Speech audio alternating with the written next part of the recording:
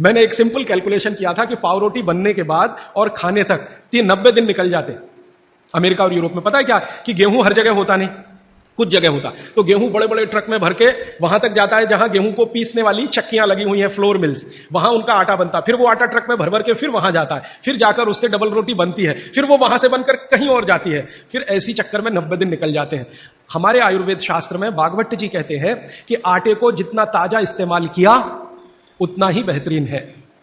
आटे के बारे में वो कहते हैं जितना ताजा इस्तेमाल किया उतना ही बेहतरीन है। रोटी के बारे में कहते हैं 48 मिनट के अंदर खा लेना चाहिए। और पिसा हुआ आटा वो ये कहते हैं कि 15 दिन से ज्यादा पुराना कभी भी मत खाना।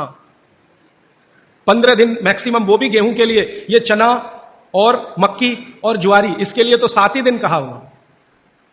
7 दिन से ज्यादा पुराना नहीं खा सकते, क्योंकि वही किस्सा है, उसकी माइक्रो न्यूट्रिएंट कैपेसिटी लगातार कम होती चली जाती है। तो अब आप बोलेंगे जी ताजा आटा कहां से लाएं? चक्की है, जिंदाबाद।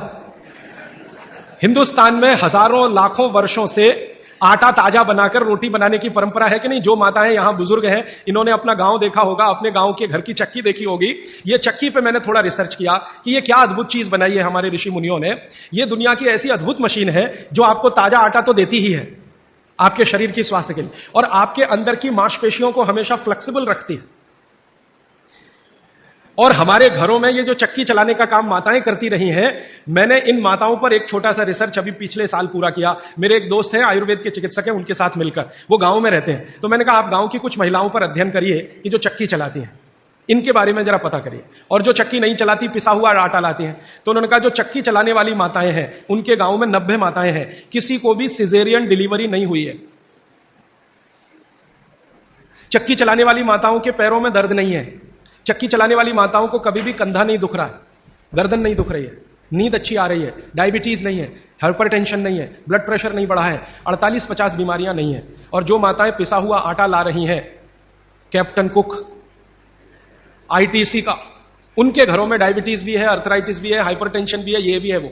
तो मैंने वो वैद्य जी को कहा कि आप क्या मानते हैं ये जो चक्की चलाने वाली माताएं, ये ऐसा क्या विशेष काम कर रही हैं? तो उन्होंने मुझे समझाया, वो मेरे भी समझ में आया, आपको भी समझ। हम जब चक्की चलाते हैं तो एक दिन चला के देखिए तो आपको समझ में आया। सबसे ज्यादा दबाव पेट पे पड़ता है, हाथ पे इतना नहीं है, पेट पे दबाव है। और मां के पेट में एक एक्स्ट्रा ऑर्गन है जो पिता के पेट में नहीं है, जिसको गर्भाशय कहते हैं। ये गर्भाशय आपके पेट के बिल्कुल बीचों बीच हिस्से में। चक्की चलाते समय सबसे ज्यादा जोर वहीं है।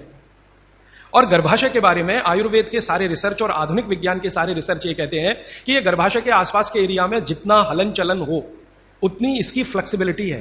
फ्लेक्सिबिलिटी माने मुलायमियत, अंग्रेजी शायद आप समझ जाएंगे। फ्लेक्सिबिलिटी, मुलायमियत, इलास्टिसिटी एक शब्द होता है अंग्रेजी में, इलास्टिसिटी। इलास्टिसिटी का मतलब जब चीज की जरूरत पड़े तो उसको तान देना, जब जरूरत पड़े तो उसको संकुचित कर दे। ये हमारे गर्भाशय का सबसे बड़ा गुण है। इसी गुण के कारण बच्चे का जन्म होता है। और ये गुण को बनाए रखने में सबसे बड़ी भूमिका है हलन चलन। वहां आसपास मांसपेशियां, उनका हलन चलन रहे। तो ये हलन चलन सबसे अच्छे तरीके से, मैंने खुद चला के देखा चक्की, ये सबसे ज्यादा पेट के हिस्से में ही होता है। तब मेरे समझ में आया कि जो माताएं नियमित रूप से चक्की चला रही हैं उनको सिजेरियन डिलीवरी नहीं हो रही है, क्योंकि गर्भाशय की इलास्टिसिटी मेंटेन है, तो आसानी से बच्चा बाहर आ रहा है बिना किसी ऑपरेशन के। तब मुझे ध्यान आया कि हमारी जो पुरानी माताएं हैं उनके 8-8, 10-10 बच्चे होते थे, कभी सुना नहीं कि सिजेरियन। वो दाई आती थी गांव की, जो एमबीबीएस नहीं है, एमडी नहीं है, एमएस नहीं है, और बच्चे करा के चली जाती थी, ऐसे ही जैसे दाल पका के कोई चला गया या चावल पका के कोई चला गया। हाँ, ऐसे होता है। तो हमने इस बात को जब ध्यान दिया तब मेरे मन में आया कि इसको थोड़ा और बड़ा रिसर्च करना चाहिए। तो इसी चेन्नई में मेरे एक मित्र हैं, उनकी पत्नी और वो मिलकर 15-16 साल से इसी विषय पे काम कर रहे हैं कि बच्चे को बिना किसी डॉक्टर की मदद के या सीजर ऑपरेशन के बाहर कैसे लाया जाए। तो उनका 15-16 साल का रिसर्च ये कहता है कि ये सिर्फ चक्की की मदद से ही हो सकता है। और आयुर्वेद तो यहां तक कहता है कि मां का गर्भ 7वें महीने तक चक्की चलाने की अनुमति देता है। मां को 7वें महीने तक चक्की चलवाई जा सकती है, 8वें महीने में नहीं, फिर उसको बंद कर देना अच्छा है। और उतने 7 महीने की चक्की आपके लिए पर्याप्त है कि वो बच्चा बिना सीजर के हो। और जो बच्चे बिना सीजर के हैं उनके जीवन को आप देख लें, और जो सिजेरियन है उनके जीवन को देख लें, जमीन आसमान का अंतर है।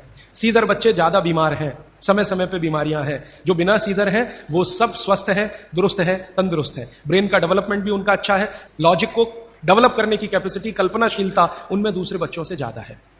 तो भागवत जी का सूत्र है कि खाना बना तो 48 मिनट में खाएं, और खाना बनाने वाली जो वस्तुएं हैं जिनमें सबसे महत्वपूर्ण है आटा, गेहूं का आटा 15 दिन से ज्यादा पुराना ना खाएं, जवारी, बाजरी और मक्की का आटा 7 दिन से पुराना ना खाएं।